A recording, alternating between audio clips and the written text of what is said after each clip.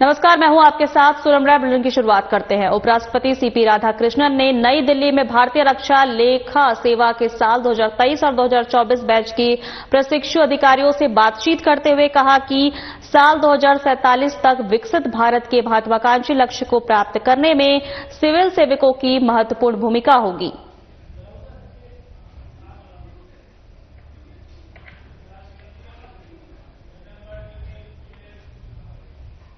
CM Rekha Gupta ने x पर post कर पूर्व प्रधानमंत्री और भारत रत्न चौधरी चरण सिंह की जयंती पर उन्हें कोटि कोटि नमन किया। उन्होंने लिखा कि चौधरी साहब ने अपना जीवन ग्रामीण भारत और किसानों के अधिकारों की रक्षा के लिए समर्पित किया है। सीएम ने उनके संघर्ष और सादगीपूर्ण जीवन को याद करते हुए देशवासियों और अन्नदाताओं को राष्ट्रीय किसान दिवस की शुभकामनाएं दी।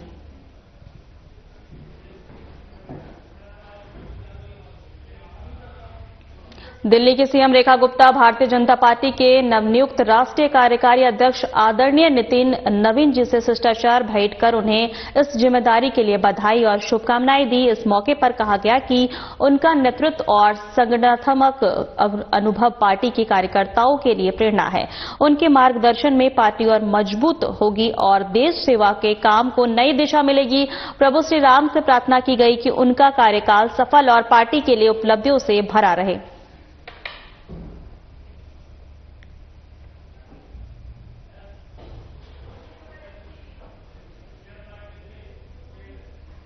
दिल्ली सचिवालय में प्रदूषण नियंत्रण को लेकर मुख्यमंत्री रेखा गुप्ता की अध्यक्षता में एक उच्च स्तरीय बैठक हुई है। बैठक में आपको बता दें, अधिकारियों को निर्देश दिए गए हैं कि बिना वैध पीयूसी प्रमाण पत्र वाले वाहनों पर चालान की कार्रवाई सख्त से जारी रहेगी और इसमें किसी तरह की छूट नहीं दी जाएगी। आपको बता दें, निजी वाहनों की संख्या कम करने के लिए ओला, उबर जैसी एग्रीगेटर कंपनियों से बातचीत की जा रही है ताकि पूल और शेयर बस जैसी सेवाएं शुरू की जा सके। इसके साथ ही डीटीसी बसों के रूट में बदलाव किया जा रहा है ताकि जरूरत वाले इलाकों में बेहतर सार्वजनिक परिवहन सुविधा मिल सके। इसके अलावा आपको बता दें, रिक्शा के लिए नई गाइडलाइंस जारी की जाएंगी जिससे उनका संचालन व्यवस्थित हो और राजधानी की यातायात व्यवस्था सुचारू बनी रहे। बैठक में कैबिनेट मंत्री श्री मनजिंदर सिंह सिरसा और संबंधित विभागों के वरिष्ठ अधिकारी मौजूद रहे।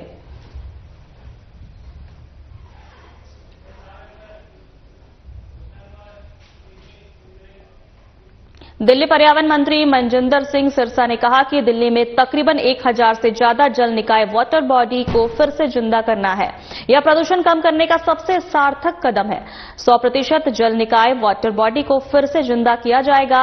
हम जीआरएपी का लेवल घटाने पर भी नो पीसीसी नो फ्यूल को जारी रखेंगे। आपको बता दें, हम चाहते हैं कि दिल्ली में सभी गाड़ियों का पीयूसीसी हो। यह सबसे अहम कदम है।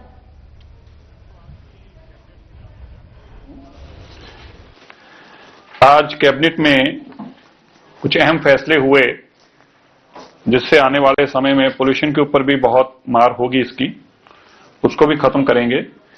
एक तो दिल्ली के अंदर जो डीटीसी का बस ऑपरेशन थे वो डिम्स के पास भी थे, 50% और 50% डीटीसी के पास थे।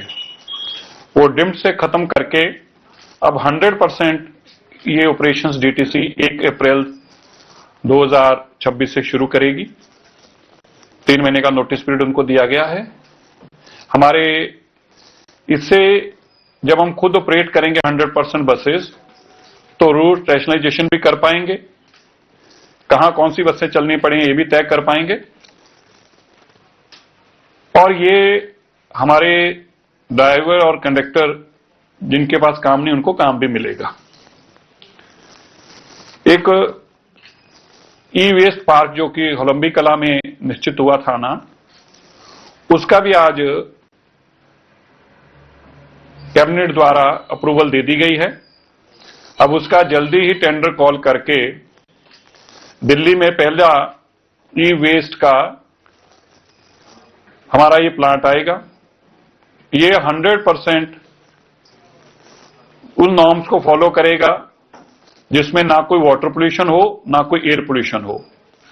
ये 11.5 एकड़ में है और 11.5 एकड़ के प्लांट में जो बेस्ट नॉर्म्स हैं, चाहे यूरोपियन नॉर्म्स हैं या कोई और हैं, जो बेस्ट नॉर्म्स हैं पोल्यूशन के, वो इस पे मापदंड लागू होंगे और ये टोटल जीरो वेस्टेज के साथ, पानी की वेस्टेज के साथ, सारी वाटर रिसर्कुलेशन का रीयूज का फार्मूला अडॉप्ट करते हुए ये ई वेस्ट प्लांट काम करेगा। दिल्ली के अंदर तकरीबन 1000 से ज्यादा ऐसी वाटर बॉडीज हैं जिनको रिजुनेट करना है। उसमें से दिल्ली सरकार के पास एमसीडी के साथ मिलाकर लगभग 160 के आसपास हैं, जिसमें 134 खाली दिल्ली सरकार की हैं। उन वाटर बॉडीज को रिजुनेट करने से, उनको दोबारा जिंदा करने से ये पोल्यूशन को कंट्रोल करने में सबसे बड़ा सार्थक कदम है। आज माननीय मुख्यमंत्री जी ने उनको 100 करोड़ रुपए, आगे 19 करोड़ रुपया डीपीसीसी की तरफ से दिया गया था, आज 100 करोड़ रुपया और उनको देने का कहा है, और कहा है कि जितना पैसा लगेगा इस साल के अंदर अंदर कोशिश करके 100% वाटर बॉडीज को रिजुनेट किया जाए। और ये 160 के आसपास दिल्ली सरकार के और बाकी अंतर डीडीए के अलावा हमारे पास हैं, उनको हम ठीक करेंगे, उनको रिजुनेट करेंगे और डीडीए के पास भी फॉलो अप करेंगे कि वह भी अपनी वाटर बॉडीज को रिजुनेट करें, ताकि दिल्ली के अंदर पोल्यूशन के लिए ये सबसे बड़ा सार्थक कदम होगा। जी, ये दिल्ली सरकार रेवेन्यू डिपार्टमेंट करेगा। इसमें डीएसआईडीसी की भी हैं, इसमें रेवेन्यू की भी हैं, इसमें 24 एमसीडी की भी हैं, तो अलग अलग डिपार्टमेंट्स की हैं। तो जो दिल्ली सरकार करेगी वो लगभग 150 के आसपास दिल्ली सरकार के पास है, 800 से आसपास डीडीए के पास है।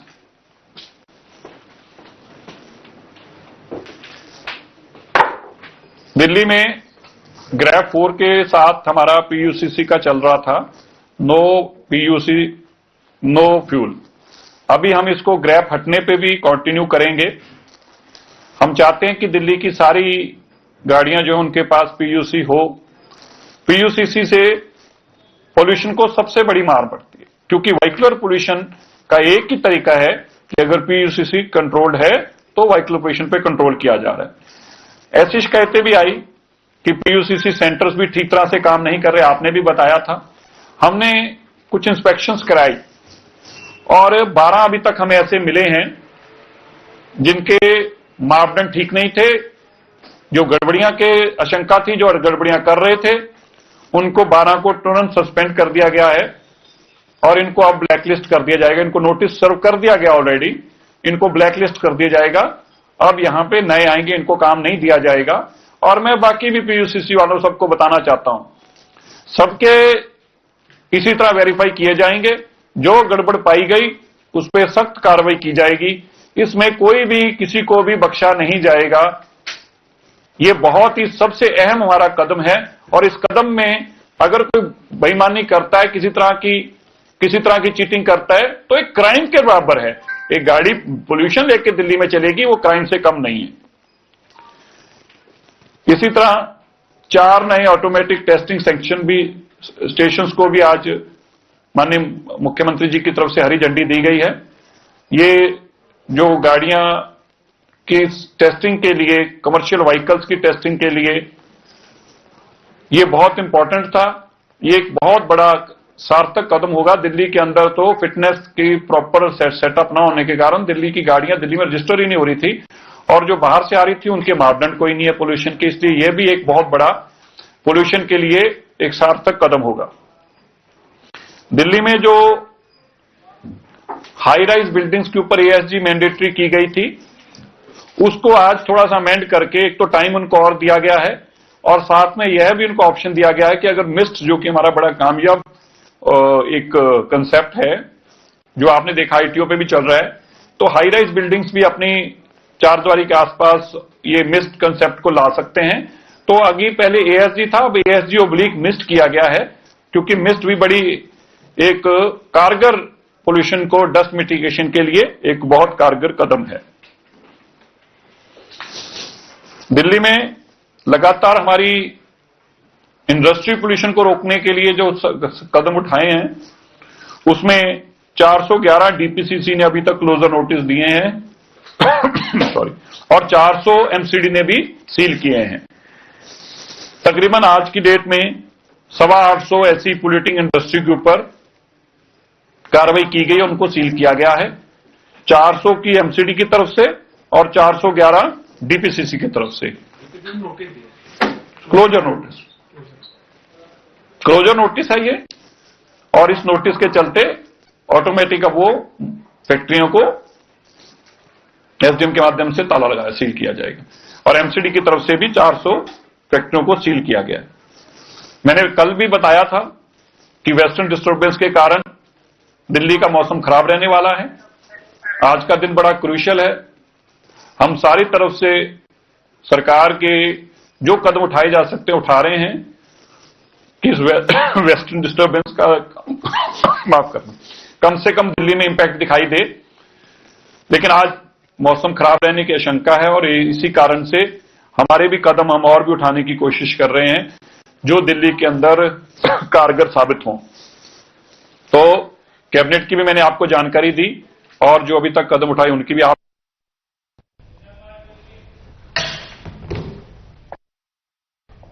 भारत के विदेश मंत्रालय ने सोमवार को बताया कि अफगानिस्तान के स्वास्थ्य मंत्री मौलवी नूर जलाल जलाली ने नई दिल्ली में विदेश मामलों में राज्य मंत्री कीर्तिवर्धन सिंह से मुलाकात की। इस दौरान स्वास्थ्य संबंधी विकास परियोजनाओं एवं संयुक्त कार्य समूह के गठन और अफगानिस्तान में कैंसर उपचार सुविधाओं की स्थापना पर चर्चा की। केंद्रीय स्वास्थ्य मंत्री जेपी नड्डा ने अफगानिस्तान के स्वास्थ्य मंत्री मौलवी नूर जलाल जलाली के साथ द्विपक्षीय बैठक की। भारत ने अफगानिस्तान को निरंतर मानवीय सहायता और स्वास्थ्य सेवा सहयोग जारी रखने की प्रतिबद्धता दोहराई।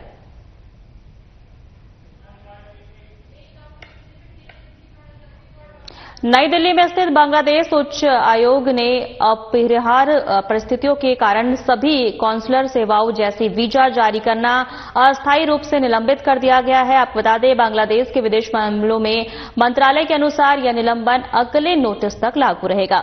सरल शब्दों में, अगर कोई व्यक्ति अभी बांग्लादेश का वीजा बनवाना चाहता है या अन्य कॉन्सुलर सेवाएं लेना चाहता है तो यह अस्थायी रूप से उपलब्ध नहीं होगी।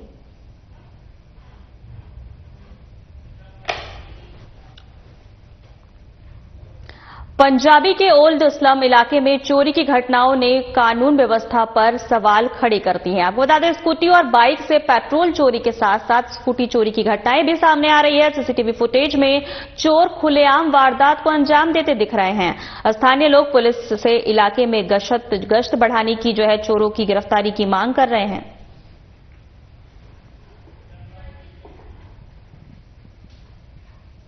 दिल्ली हाई कोर्ट ने नेशनल हेराल्ड मामले में कांग्रेस नेता सोनिया गांधी, राहुल गांधी और अन्य लोगों से जवाब मांगा है। आपको बता दें कि आदेश ईडी की याचिका पर आया है जिसमें ईडी ने निचली अदालत के उस आदेश को चुनौती दी थी जिसमें उनके खिलाफ दायर आरोप पत्र पर संज्ञान लेने से इनकार कर दिया।